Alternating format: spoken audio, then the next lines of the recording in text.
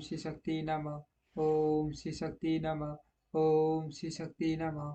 ओम श्री शक्ति नमः। ओम श्री शक्ति नमः। महेश्वर का ब्रह्मा और विष्णु को अपने निष्कल और सकल स्वरूप का परिचय देते हुए लिंग पूजन का महत्व बताना। नंदीकेश्वर कहते हैं तरंतर वे दोनों ब्रह्मा और विष्णु भगवान शंकर को प्रणाम करके दोनों हाथ जोड़ उनके दाएं बाएं भाग में चुपचाप खड़े हो गए।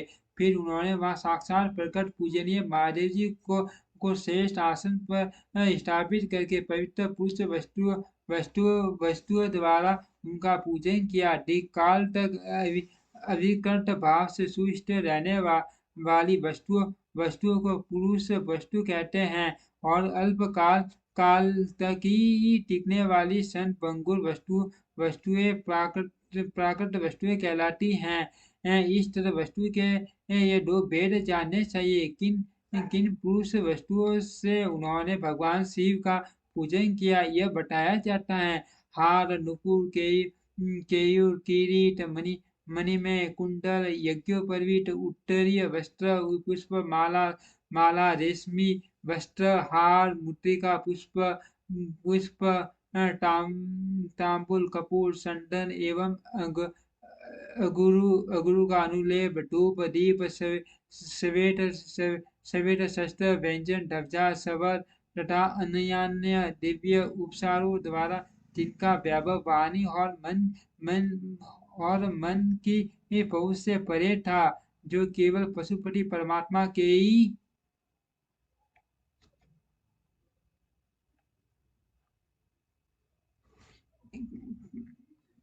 योग्य थे और जिन्हें पशु बंद जीव कदापि नहीं पा सकते थे। उन दोनों ने अपने स्वामी महेश्वर का पूजन किया। सबसे पहले वहां ब्रह्मा और विष्णु ने भगवान शंकर की पूजा की। इससे प्रसन्न हो भक्ति पूर्वक भगवान शिव ने वहां नम भाव से खड़े हुए उन दोनों देवताओं से मुस्कुराकर कहा, महेश्वर बोले पुत्रों, आज का दिन एक महान दिन है। इसमें तुम्हारे द्वारा जो आज मेरी पूजा हुई है, इससे मैं तुम लोगों पर बहुत प्रसन्न हूँ। इसी कारण यह दिन परम पवित्र और मान इनसे मान होगा। आज की ये तिथि शिवरात्रि के नाम से विख्यात होकर मेरे लिए परम प्रिय होगी। इसके समय जो मेरे लिंग निष्कल अंग आकृतियों से रहित निराकार स्वरूप के प्रतीक वेद सकल साकार रूप के प्रतीक विग्रह की पूजा करेगा, वह पुरुष जगत की सृष्टि और पालन आदि कार्य भी कर सकता है। जो शिवरात्रि के दिन रात निरात एवं जितेंद्रिय रहकर अपनी शक्ति के अनुसार निश्चल भाव से मेरी यथोचित पूजा करेगा, उसको मिलने वाले फल का वर्णन सुनो। एक वर्ष तक निरंतर मेरी पूजा करने पर जो फल मिलता है, वह सारा फल केवल शिवरात्रि को मेरा पूजन करने से मनुष्य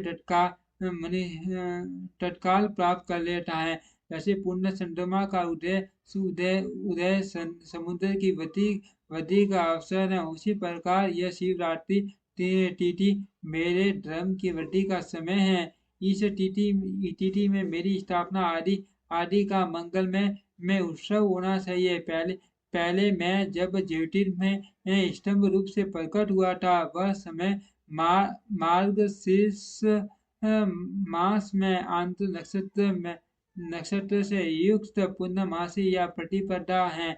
जो पुरुष मार्गशीर्ष मास से आंत नक्षत्र होने पर पार्टी सहित मेरा दर्शन करता है अथवा मेरी मूर्ति या लिंग की झांकी करता है, वह मेरे लिए कार्तिकेय से भी अधिक प्रिय है।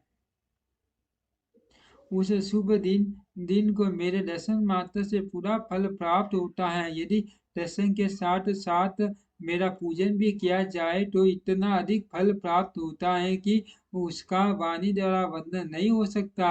वहां पर मैं लिंग रूप से प्रकट होकर बहुत बड़ा हो गया था।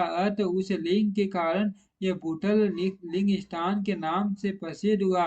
जगत के लोग इसका दर्शन और पूजन कर सके। इसके लिए यह अनादि और अनंत ज्योति स्तंभ अथवा ज्योतिर्मय लिंग अत्यंत छोटा हो जाएगा। यह लिंग सब प्रकार के भोग सुलभ कराने वाला तथा भोग और मोक्ष का एकमात्र साधन है। इसका दर्शन स्पर्श और ध्यान किया जाए तो यह प्राणियों को जन्म और मृत्यु के कष्ट से छुड़ाने वाला है। अग्नि के पहाड़ जैसा जो यह शिवलिंग है यहाँ प्रकट हुआ है, इसके कारण यह स्थान अरुणाचल नाम से प्रसिद्ध होगा।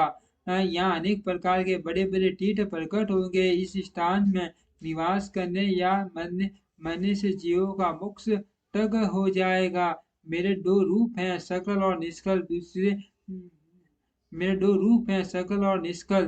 दूसरे किसी के ऐसे रूप नहीं है। पहले मैं स्तंभ रूप से प्रकट हुआ, फिर अपने साक्षात रूप से ब्रह्म भाव से मेरा निष्कल रूप है और महेश्वर भाव से सकल रूप। ये दोनों मेरे ही सिद्ध रूप हैं। मैं ही ब्रह्म परमात्मा हूँ। कला युक्त और सकल मेरे ही स्वरूप हैं। ब्रह्म रूप होने के कारण मैं ईश्वर भी हूँ। जीवों पर अनुग्रह आदि आदि करना मेरा कार्य है। वर्मा और केशव में सबसे बहु बहुत और जगत की वृद्धि करने वाला होने के कारण ब्रह्मा कहलाता हूँ। सर्वज्ञ सम समरूप से स्थित और व्यापक होने से मैं ही सबका आत्मा हूँ। सर्ग से लेकर अनुग्रह तक आत्मा या ईश्वर से भिन्न जो जगत संबंधी पांच कृत्य हैं वे सदा मेरे ही हैं। मेरे अतिरिक्त दूसरे किसी के नहीं हैं।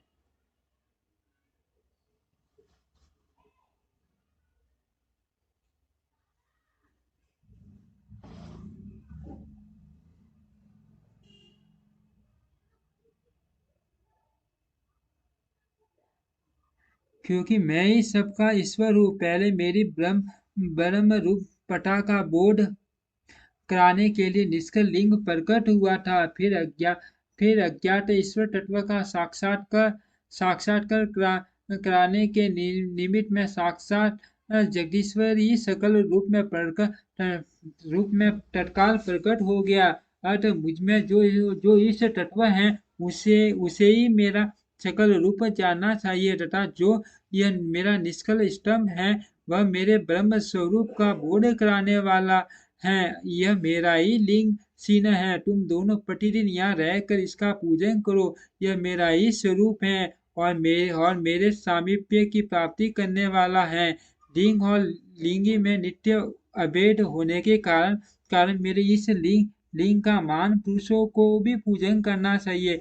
मेरे एक लिंग की स्थापना करने का यह फल बताया गया है कि उपासकों को मेरी समानता प्राप्त हो जाती है। यदि एक के बाद दूसरे शिवलिंग की भी स्थापना कर दी गई तब तो उपासकों को फल रूप में मेरे साथ एक तत्व सायुज्य मोक्ष रूप फल प्राप्त होता है। प्रादन प्रदानतया शिवलिंग की स्थापना करनी चाहिए। मूर्ति की स्थापना उसकी अपेक्षा गौण कर्म है। शिवलिंग के अभाव में सब ओर से सवेर मूर्ति युक्त होने होने पर वह स्थान क्षेत्र नहीं कहलाता। ओम श्री शक्ति नमः। ओम श्री शक्ति नमः। ओम श्री शक्ति नमः।